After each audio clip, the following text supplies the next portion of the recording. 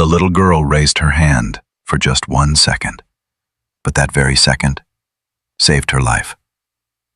In a Walmart supermarket in Texas, a silent signal was sent out, and only one person saw it. It was a Sunday afternoon.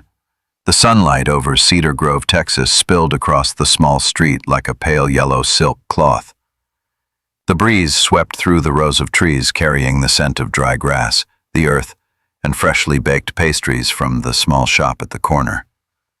A beautiful day, peaceful, pleasant, so serene that no one could have imagined that right in the middle of all that calm, a small soul was silently crying for help. Inside the vast Walmart, the metallic carts clattered together, barcode scanners beeped steadily, and the loudspeaker echoed weekend discount announcements. People laughed, chatted, shopped, paid, and left without noticing anyone else. Life moved on, noisy, yet strangely indifferent. And then, in that bustling crowd, one quiet image made the whole world seem to pause. A little girl, about 8 years old, her hair tied loosely with a faded ribbon, was wearing a pale yellow dress and scuffed Converse shoes, and was holding the hand of a large, bearded man. At a glance, nothing looked suspicious. They could have been father and daughter, uncle and niece, or neighbors shopping together. But if you stopped for just 1 second, if you really looked, you would notice something terribly wrong, subtle, yet chilling.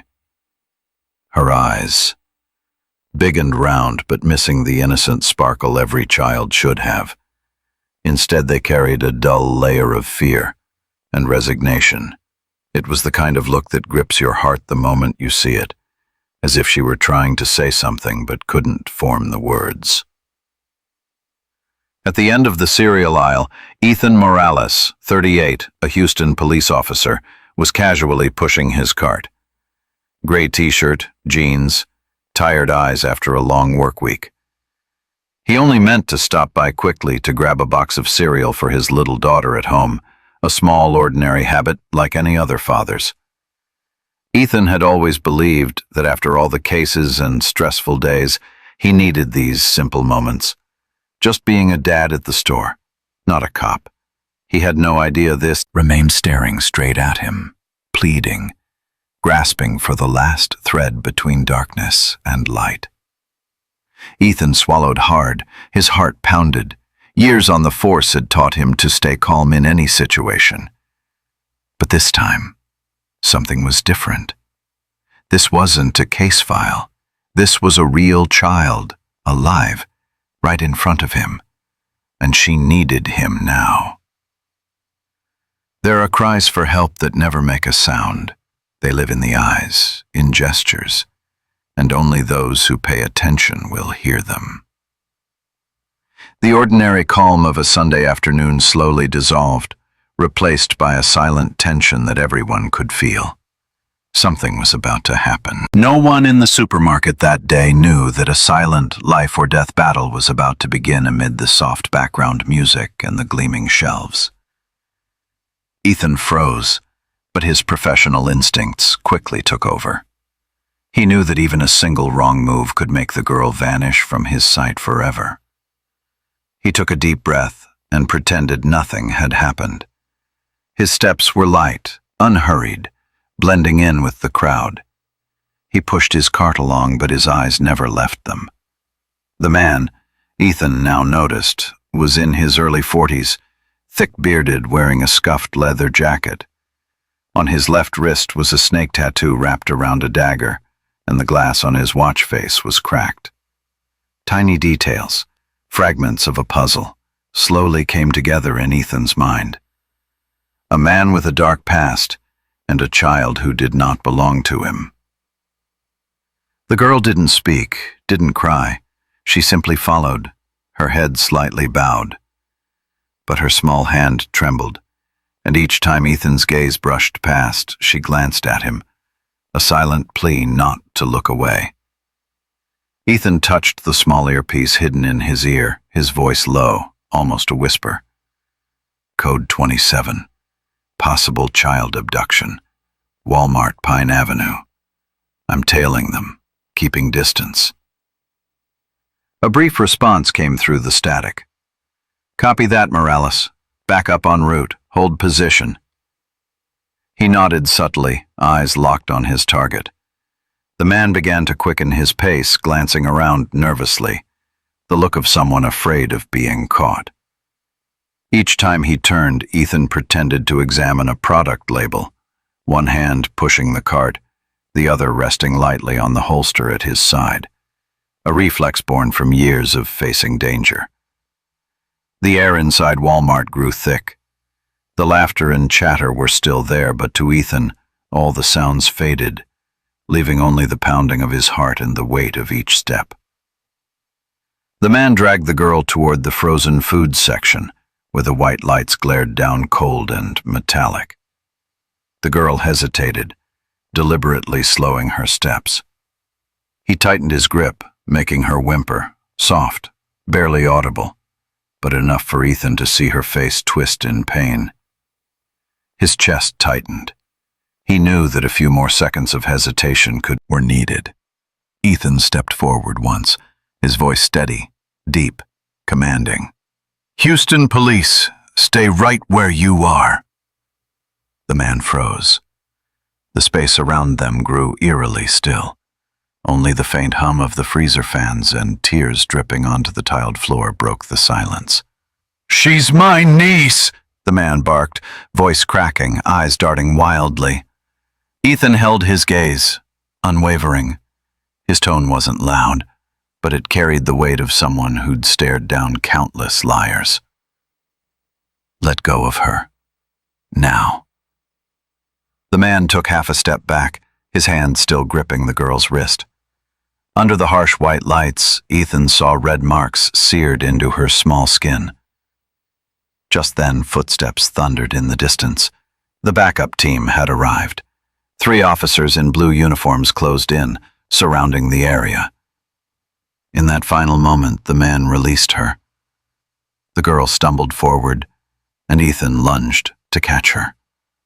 She broke down in tears, her whole body trembling, tears streaming down her tiny cheeks. Ethan gently held her shoulders, his voice soft now. "It's okay now. You're safe.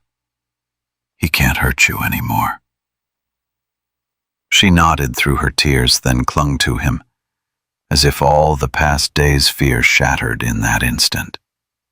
Sometimes, the greatest battles aren't fought on battlefields, but inside the heart of someone struggling to stay calm, just to save another soul.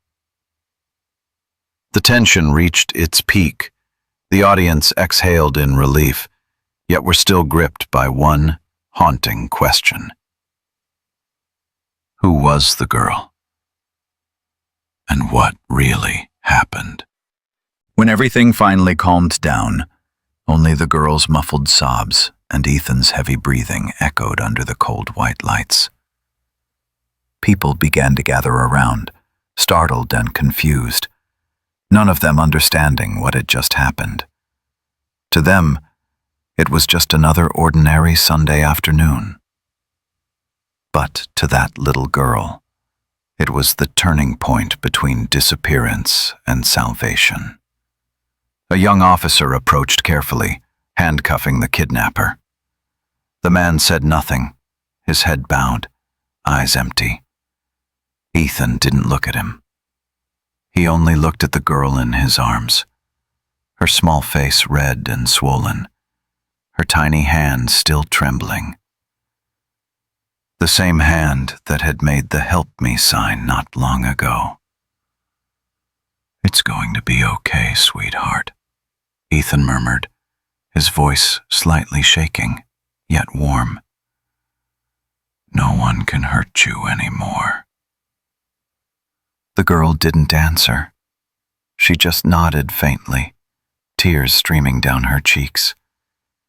Then suddenly wrapped her arms tightly around his neck. A small, trembling hug filled with gratitude. A few hours later, at the Houston Police Department, the case file appeared on the screen, and the truth left everyone silent. Her name was Sophie Williams, and she was 8 years old. 3 days earlier, Sophie had been abducted from a small park in Louisiana, nearly 200 miles away. Her parents had searched desperately for 3 sleepless nights, posting hundreds of flyers, contacting every possible agency. They prayed, hoping only for a miracle. And that miracle was today. One small signal in a supermarket, one long enough glance to notice, and one calm heart willing to believe that something unusual might be a cry for help. As Ethan read the final line of the report, his hand clenched slightly. He looked up toward the window. The golden hue of sunset poured over the city, soft and radiant, as if whispering something.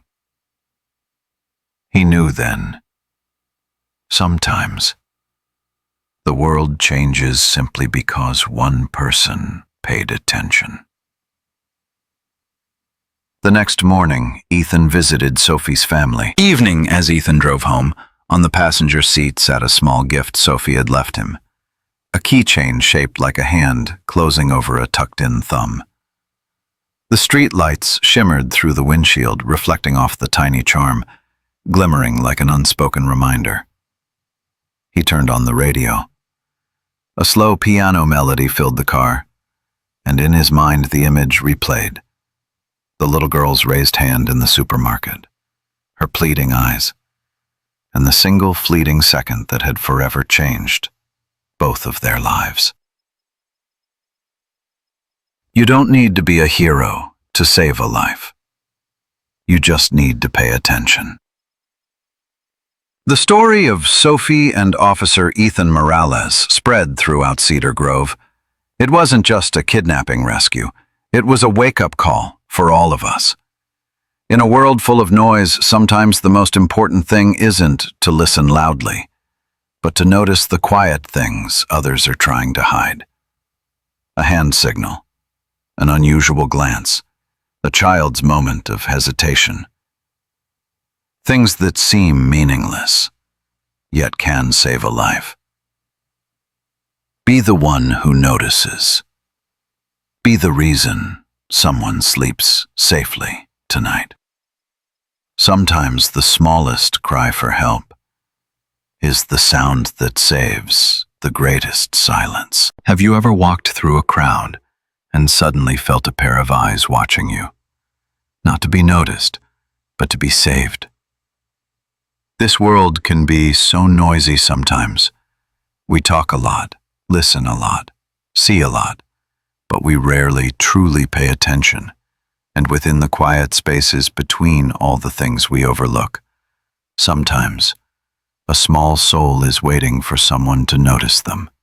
Little Sophie, only 8 years old, taught an entire town and all of us that one small signal, one lingering glance, one attentive heart can change the course of a life.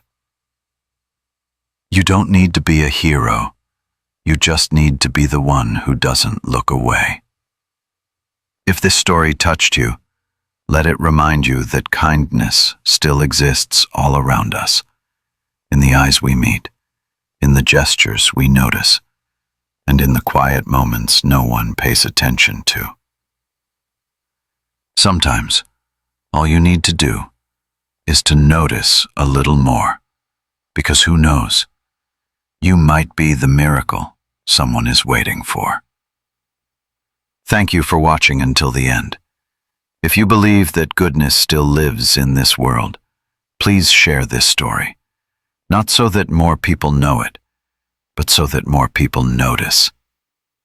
This is Deep Life Tales, where true stories awaken the best part of who we are.